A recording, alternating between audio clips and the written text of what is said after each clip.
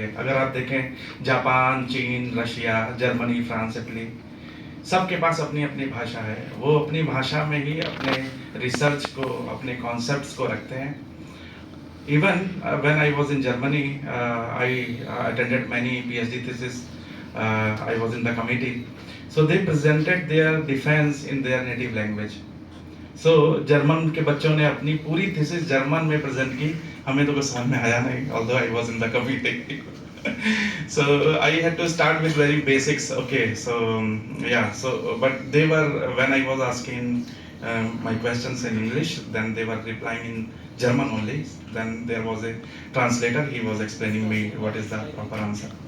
So जब ये देश इतने आगे जा सकते हैं अपनी भाषा को सबके सामने रखकर, तो हम हिंदुस्तान या भारत की तरफ से सब ये सपोज कीजिए कि भारत एक बहुभाषी देश है जहाँ कई प्रकार की भाषाएं बोली जाती हैं और हम सब इसका सम्मान करते हैं।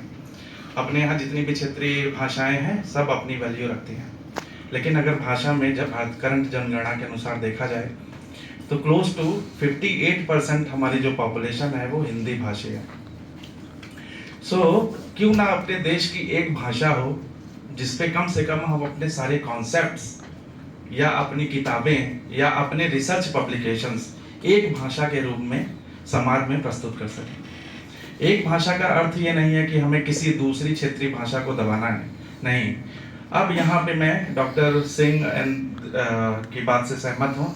जितनी भी क्षेत्रीय भाषाएं हैं सबको अगर लिंक करके हम हिंदी तक पहुँचा दें और हिंदी में अपने पूरे देश को रिप्रेजेंट करें, जहाँ बहुत आयाम में लोग हिंदी ही बोलते हैं और समझते हैं अपने द्वितीय और तृतीय भाषा के रूप में। सो ये पहल इतनी अच्छी होगी कि जिससे हम बहुत तेजी से अपनी साइंस को, अपने कॉन्सेप्ट्स को अपने तरीके से विकसित कर पाएंगे। सो इसी डायरेक्शन में कुछ चीज़ें और हम लोग इस पूरे पहल को, अपनी भाषा, अपना विज्ञान को सफल बनाने के लिए कुछ प्रयास और किए जा सकते हैं, जैसे वैज्ञानिक साहित्य का अनुवाद।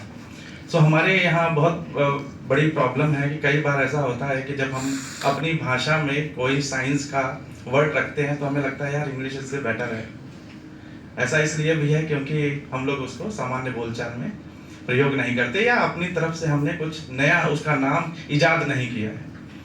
तो वैज्ञानिक साहित्य का अनुवाद प्रमुख वैज्ञानिक शोध पत्रों और पाठ्य पुस्तकों का विभिन्न भारतीय भाषाओं में अगर हम अनुवाद कर दें तो ये हमें हेल्प करेगा अपनी बात को सही ढंग से रखने में और सामने वाले को समझने में भी।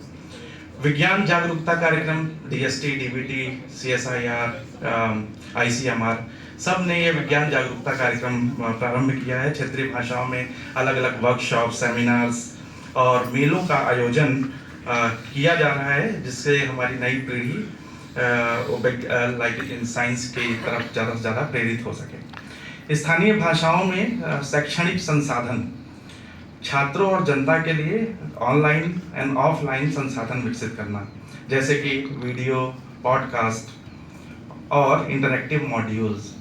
सो आजकल YouTube में अगर आप देखें तो जब हम बात करते हैं, कई बार ऐसा हुआ कि मैंने भी एक जो है YouTube चैनल स्टार्ट किया हमारे जितने भी साइंटिस्ट हैं उनकी लाइफ जर्नी को सामने लाने के लिए। उसमें ये बात हुई कि उसको किस लैंग्वेज में रखा जाए। तो हिंदुस्तान में अगर आप देखेंगे तो कई लोगों ने वीडियो इसलिए बनाना चालू किया कि ज़्यादा से ज़्यादा रीच पहुँचे, तो चलो हिंदी में बनाते हैं। तो जो जिनको इंग्लिश भी आता था वो भी हिंदी सीखना प्रारंभ किए और वो YouTube में अपना वीडियो हिंदी में ही डाल रहे हैं। इसका मतलब अगर हम ट्राई करें और ज़्यादा से ज़्यादा तक लोग तक पहुँचें तो आसानी से जो है हम अपनी बातों को सबके सामने रख सकते हैं और इससे पूरे देश का जो है विकास संभव है।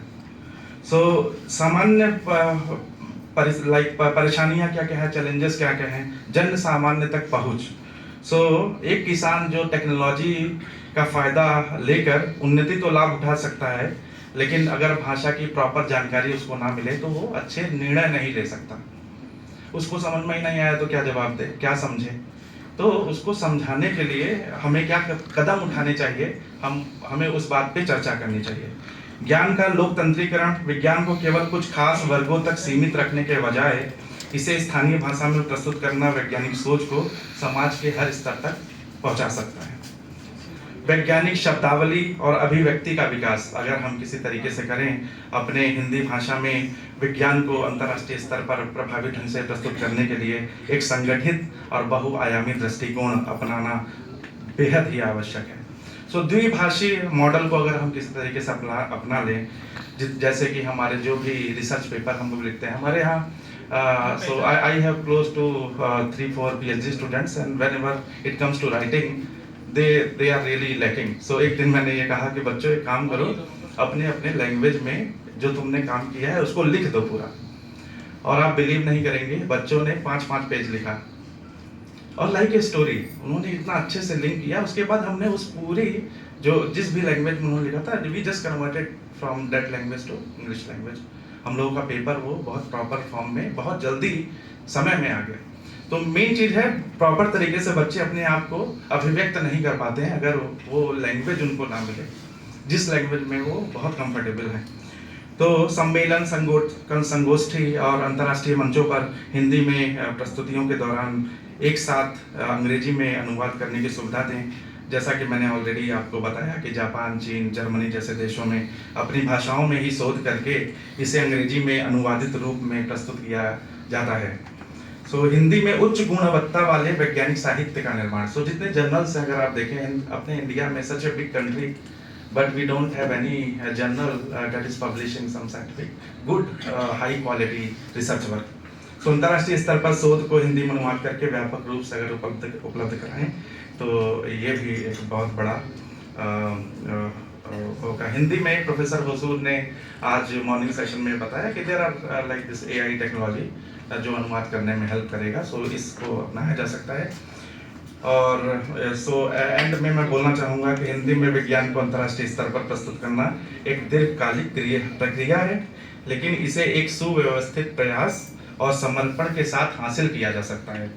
यह न केवल हमारी भाषा को वैश्विक स्तर पर पहचान दिलाएगा, बल्कि भारतीय वैज्ञानिक दृष्टिकोण को भी सशक्त करेगा।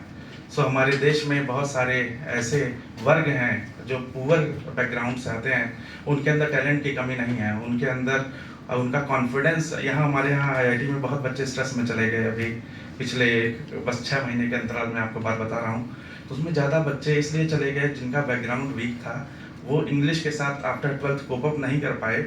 उनको क्लास इतनी भारी लगी, उनको क्लास में समझ में नहीं आ रहा है सर पढ़ा क्या रहे हैं, लेकिन they are trying their best. लेकिन उनको लैंग्वेज बैरियर, बिकॉज वो 12th तक जिस मीडियम से पढ़ के आ रहे हैं वो मीडियम है ही नहीं, सारे एक वर्ड जो है अलग अलग लैंग्वेज में है।